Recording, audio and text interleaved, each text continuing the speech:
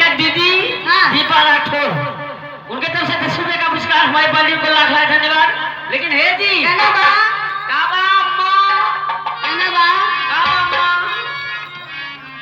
एक छोटी सी हिंदी गीत